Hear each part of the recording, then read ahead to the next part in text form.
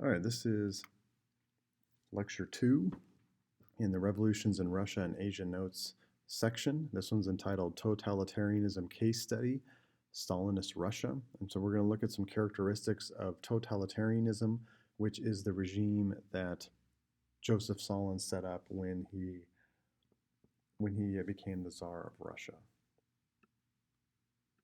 Okay, there's Stalin. Where we last left off, Lenin had overthrown the government of Russia and has instilled a communist regime. Well, shortly after becoming in charge of Russia, Lenin died. And the official medical diagnosis was a stroke, but the unofficial medical diagnosis was what caused his death was Joseph Stalin. And so a lot of people feel like he was assassinated because Joseph Stalin exhibited this ruthless, cutthroat, murderous behavior for his entire period of time when he was in charge. So it's not without possibility that Lenin was assassinated by Stalin so that he could be in charge of Russia. But regardless of how Lenin died, Stalin is in charge of Russia shortly after the overthrow of the communist government, and he's going to impose some characteristics that'll be significant for us going forward. All right, first off, one way that totalitarian leaders help control the lives of their people is through mass communication. So all these different forms, it's a little bit different in the 20s and 30s in the 20s when it was now, but mass communication allows leaders to reach all aspects of their citizens' lives. This makes perfect sense to us today because think of how easy it is to get information out about a topic and how quickly it can disseminate to everybody through social media or through the smartphones that we have. And so you drop a piece of information in one place and it can go global in a matter of seconds, particularly easier to do within a country because not as many people to reach. And totalitarian leaders throughout history have used this medium to control their people, to control the information that's out there. And Stalin was not different than that.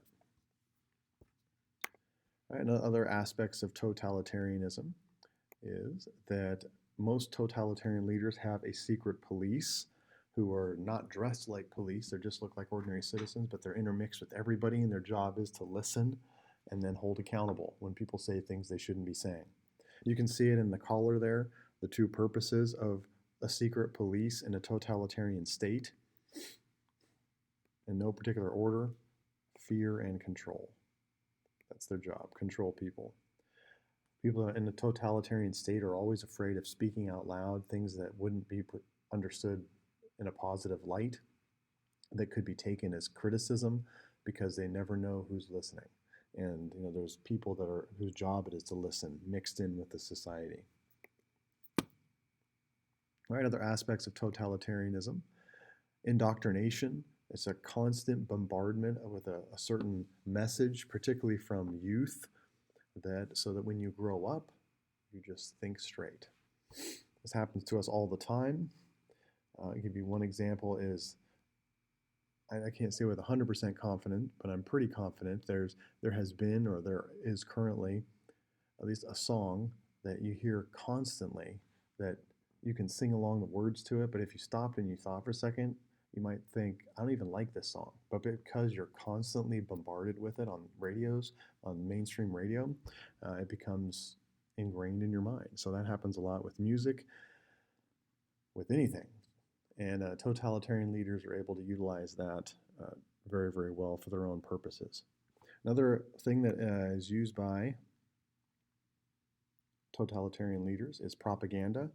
Images and things that convey an attitude of people are happy with government decisions and the leader is good, and just a constant bombardment of positive messages that sort of reinforce everybody's view on this is the way you should think, and it's very difficult to think differently.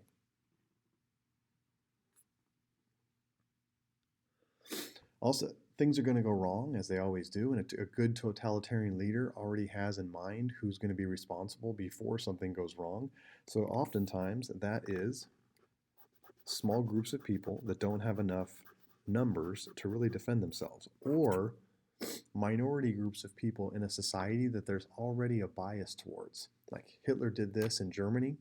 He didn't just pick Jews and people just all of a sudden, I'm okay about Jews, but now I don't like them. There's a bias toward Jews that existed already that Hitler was able to just amplify. And Stalin did a really good job of that too.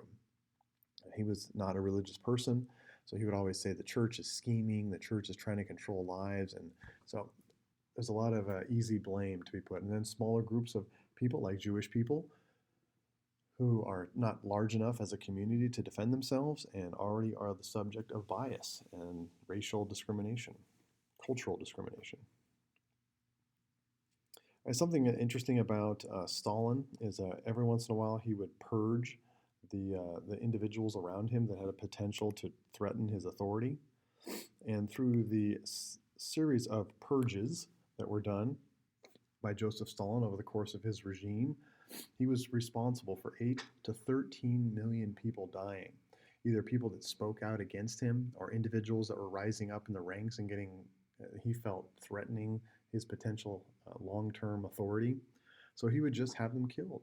He would take the people underneath them, as far as leadership goes, and says, I need you to help me eliminate all these individuals. So they'd kill them all, and then the new people would rise up. And then once he felt like they were getting too powerful or too popular, he'd have them killed and rise up another group.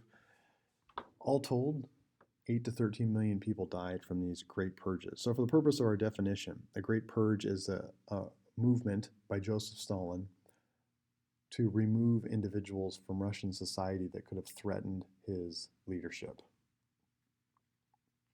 And whether that be people in the society or leaders that were getting too popular or powerful, he would purge, which is it's like eliminate all these people and get rid of them. All right, we know that Hitler's a bad guy. Hitler's responsible for the deaths of a lot of different people, but I like showing this chart because it puts in perspective. We know Hitler's evil, but Hitler is not the top person on this chart, and so that says something to us.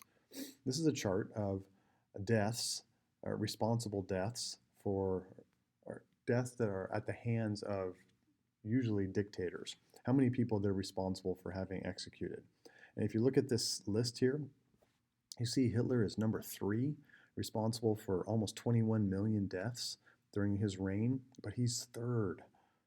Right? The number 1 is Joseph Stalin, with more than twice as many people dead as a result of his actions. 42, almost 43 million people compared to the 20 million people that Hitler was responsible for. And these people were his own people. These were Russian people. He wasn't going into other countries and rounding up a racial group like Hitler was. These are just Russian people he's responsible for their deaths. He was a brutal, ruthless murderer of people. It's also a side note here. You see how many communist leaders are on this list. It's probably an indication of the effectiveness of communism throughout history. I digress. I want to show you a quote from Joseph Stalin. It's a deeply disturbing but incredibly insightful quote because he understood human nature, which allowed him to murder 42 million people and still have some people have a positive view of him. So let's look at this quote here. It says, "A single death is a tragedy, a million deaths is a statistic." So think about that for a second. A single death is a tragedy, a million deaths is a statistic. So Stalin understood that, and if you think about it, this is true. If one person dies, it's pretty tragic, especially if you're close to that person or you knew that person. It's way more impactful. But if a million people died, like we looked at statistics of how many people died after World War I, and you know that you see like 30 million people died after World War I, and you know that that's a huge number. But it doesn't nearly impact you as much as if one person you know were to die. And so Stalin had this eerie understanding of human nature where he could kill huge numbers of people, and at some point the number gets so overwhelming you become desensitized to it. And so it's an insightful comment, but it's also evil in the sense that you would think that way about human beings, but that's the type of leader that Stalin was. One more thing that Stalin and totalitarian leaders targeted to try to eliminate was represented by this picture here. is individual creativity and expression. Anyone who is trying to individually identify themselves out of the group, those people were sought after and removed. Because you can't have someone being different and then that passing on to somebody else. And if you think about this for a second, think of how if anybody who tried to separate themselves from the group or be a little bit different or establish their own unique personality traits or style, if those sort of people were targeted and removed from society, think of how many Americans would be left.